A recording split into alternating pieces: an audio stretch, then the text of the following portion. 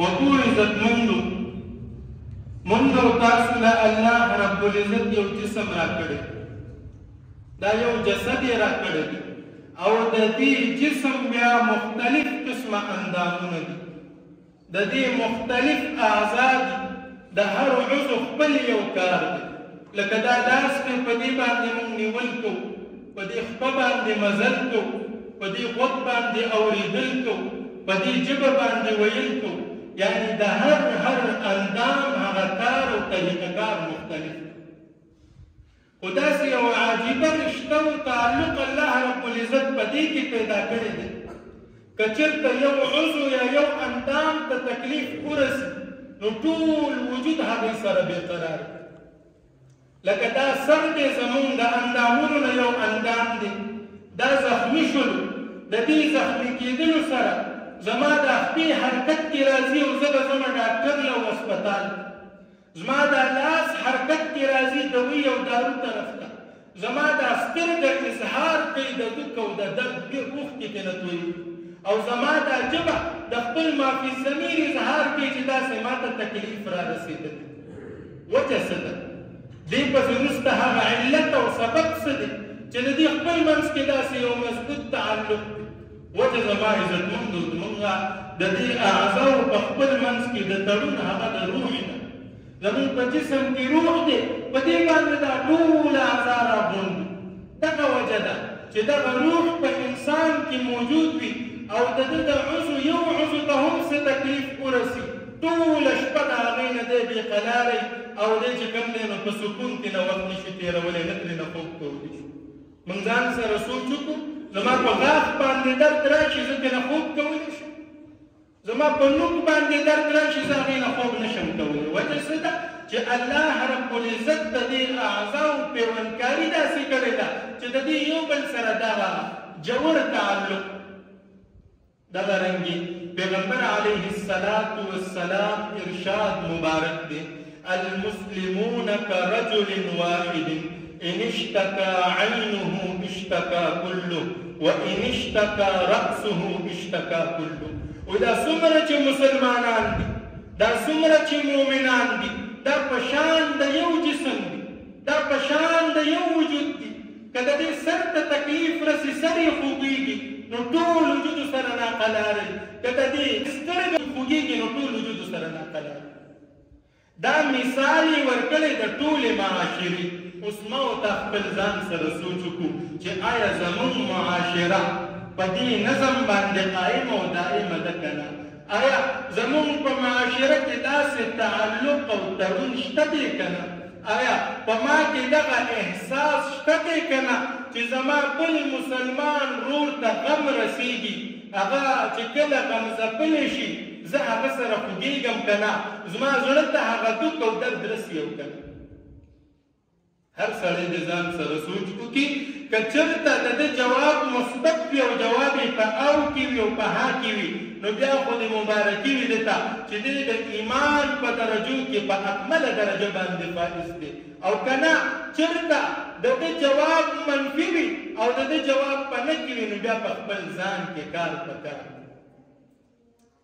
بیا ځان سره غور او فکر پکار دی چې ولې زه هغه اتمام د ایمان درجې ته نه یم رسېدلی، ولې زما ایمان هغه کاملې درجې ته لا نه دی رسېدلی.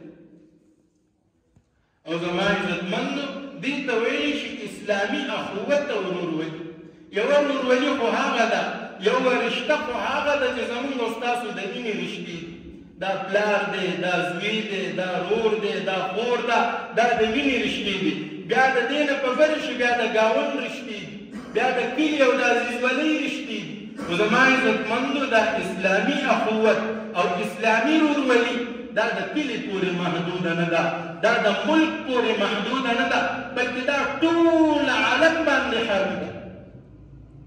داسې ده چې که دلته په مومندو کې یو انسان ته په خوځو کې یو تکلیف رسي، په عربستان کې به چې کوم دی د دې دک درد محسوس کوونکی زړه وي نو هغه به کامل مؤمن. دارنګې که چېرته په عربستان کې یو ځای کې مسلمان ځپلی کېږي، د هغې دک او درد که ماته دلته محسوسېږي نو زه کامل مؤمن یم. د دې نو په خپل ځان باندې سوچ پکار.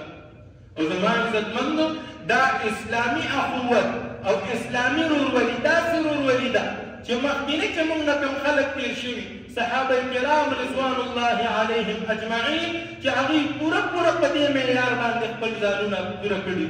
هغه څنګه که بیا چېرته د اسلامي رورولۍ په مقابله کې چېرته د وینې رشته مخې ته راله هغې ته نه دي کتلي خو هغه پیغمبر علیه الصلاة والسلام چې کوم موافقات قایم کړي وو کومه رورولي یې قایمه کړې وه هغې پاللې ده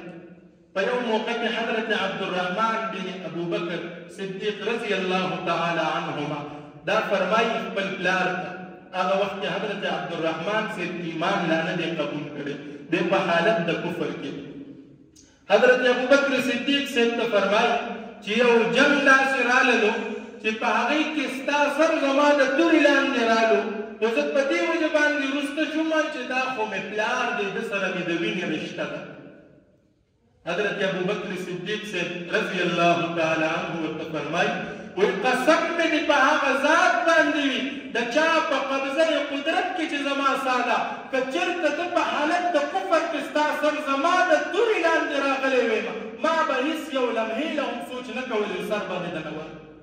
ولې چې دغلته معرکه د حق او باطل ده دغلته کې رورولي اسلامي ده دغلته کې رشتې له امتیاز اسلامیت ته حاصل دي بلکې د وینې رشتې ته هغه امتیاز نه دی حاصل ځکه چې د کفر او د اسلام او د حق او د باطل ترمنځ معرکه ده نو په دې کې به رشته همغه وي چې کومه اسلام بیانه کړې ده په دې کې به رشتهداري همغه وي چې کومه اسلام پاللې ده او اسلام څه فرمایي الله رب العزت ارشاد مبارک دی اعوذ بالله من الشیطان الرجیم بسم الله الرحمن الرحیم انما المؤمنون اخوة فاصلحوا بين اخويكم واتقوا الله لعلكم ترحمون بشکه څومره مؤمنان دي تخصیص یې نه دی کړی چې د یو ملک وي یا د یو علاقې وي یا د یو کلي وي نه مخ د ځمکه باندې چې د نامې مؤمن دی د دې په خپل منځ کې ورورولي ده دا په خپل منځ کې ورونه دي فاصلحوا بین اخویکم په دې ورورولۍ کې چې کوم دی صلح وکړئ د خپل ورونو ترمنځ صلح وکړئ واتقوا الله لعلکم ترحمون او د الله نه ویریږئ چې هغه په تاسو باندې ورحمېږي نو زما او ستا دپاره معیار د ورورولۍ څه شی شو زما او ستا دپاره معیار د ورورولۍ ټولو نه لومبی هغه اسلام دی اسلام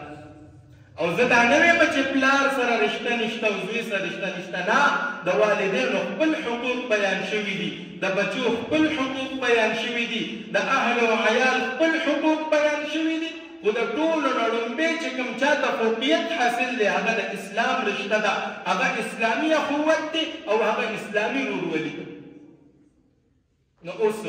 چې موږ ځان سره سوچ وکړو په دې وخت کې پرون چې دلته په افغانستان کې انګریز راللو په افغانستان باندې قبضې کولو کوشش وکړلو آیا زما زړه په هغه وخت کې دردېدلی و که نه آیا ما د خپل مسلمان ورور ملاتړ کړی و که نه دلته په کشمیر کې هندو راللې د مسلمانانو په ځمکو باندې قابض شو آیا ما د کشمیر مسلمان سره ملاتړ کړی دی که نه په فلسطین کې یهودي راللو د مسلمان په ځمکه باندې او لومبۍ زموږ قبله په هغې باندې قابض شو په هغې باندې بمباري شروع کړه هغه خپل جارحیت ښکاره کوي آیا زما په هغې کې څه کردار شته دی که نه زما د فلسطین مسلمان سره همدردي شته دی او که نه ما هغې سره د تعاون څه کوشش کړی دی او که نه